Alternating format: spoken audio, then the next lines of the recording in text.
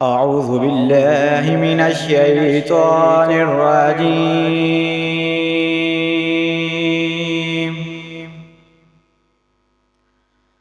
بسم الله الرحمن الرحيم.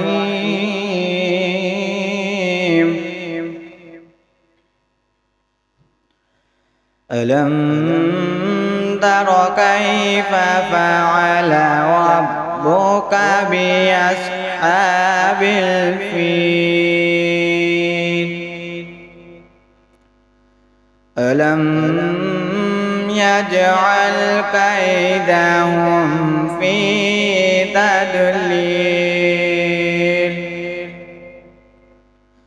وأرسل عليهم طيرا أبابيل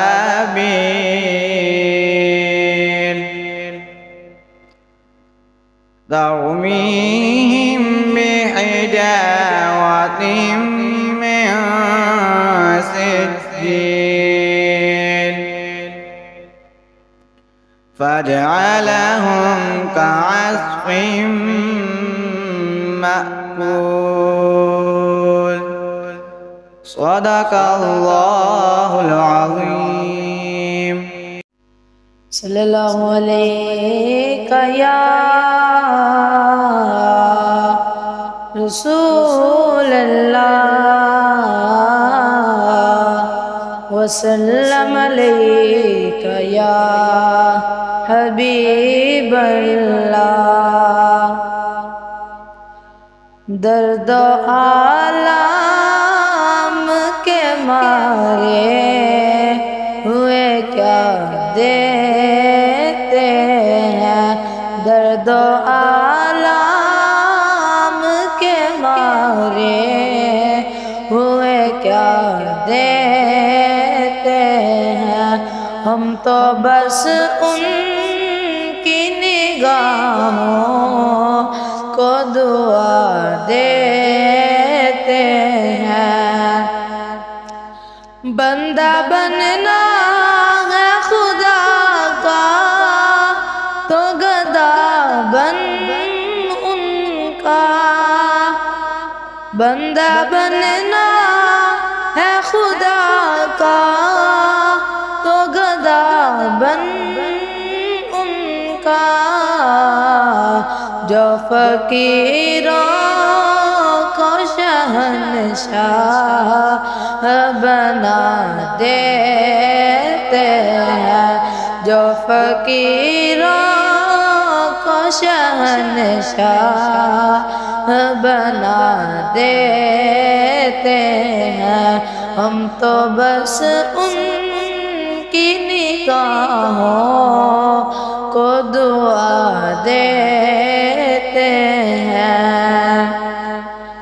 اللہ اللہ کیے جانے سے اللہ نہ ملے. اللہ اللہ کیے جانے سے اللہ نہ ملے. اللہ والے ہیں جو اللہ سے ملا دیتے ہیں. ہم تو بس ان کی نگاہوں کو دعا دیتے ہیں. جو بھی مجرم میری سرکار کے قدموں میں گرے، جو بھی مجرم میری سرکار کے قدموں میں گرے، عرش والے اسے جنت میں جگہ دیتے ہیں. عرش والے اسے جنت میں جگہ دیتے ہیں. ہم تو بس ان کی نگاہوں کو دعا دیتے ہیں.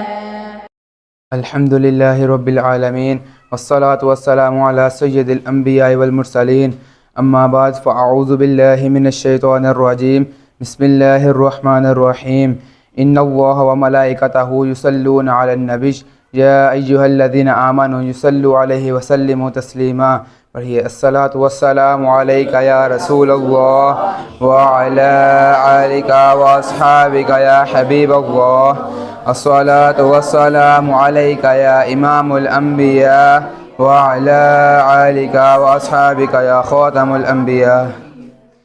آج مجھے جس موضوع پہ لب کشائی کرنے کا موقع ملا ہے وہ ہے بچے کا جوش ایمانی۔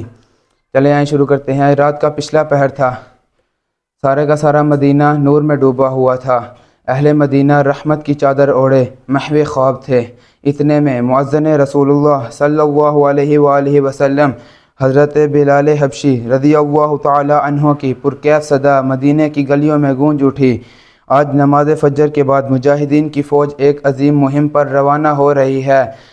مقدس بیبیاں اپنے اپنے بچوں کو جنت کا دلہا بنا کر بارگاہ رسالت میں حاضر ہو جائیں۔ ایک بیوہ صحابیہ جو کہ اپنے پہلو میں ایک بچے کو لٹائے سو رہی تھیں، ان کی یہ اعلان سن کر آنکھ کھل گئی، ان کا دل کا زخم ہرا ہو گیا۔ یتیم بچے کے والد گرامی گزشتہ برس میں غزوہ بدر میں شہید ہو چکے تھے۔ ایک بار پھر شجل اسلام کی آبیاری کے لیے خون کی ضرورت آئی تو ان کے پاس کوئی اور نہ تھا بلکہ ایک 6 سالہ چھوٹا سا بچہ تھا۔ اس لیے سینے میں تھما ہوا طوفان آنکھوں کے ذریعے امنڈ آیا۔ آہوں اور سسکیوں کی آواز سے مدنی منع یعنی کہ بچے کی آنکھ کھل گئی۔ ماں کو روتا دیکھ کر بے قرار ہونے لگا۔ ماں کیوں روتی ہو؟ ماں نے بچے کو اپنے دل کا درد کیسے سمجھاتی، اس لیے رونے لگی اور آواز مزید تیز ہو گئی۔ ماں کی یہ رونے کی آواز سن کر بچہ بھی رونے لگ پڑا۔ ماں نے بچے کو بہلانا شروع کیا مگر وہ ماں کا درد جاننے کے لیے بے قرار تھا۔ آخرکار ماں نے اپنے بچے کو بکوشش قابو پاتے ہوئے کہا، بیٹا ابھی ابھی حضرت سیدنا بلال رضی اللہ تعالیٰ عنہ نے اعلان کیا ہے، مجاہدین کی فوج میدان جنگ کی طرف روانہ ہو رہی ہے۔ آقا نامدار صلی اللہ علیہ وآلہ وسلم نے اپنے جانثار طلب فرمائے ہیں۔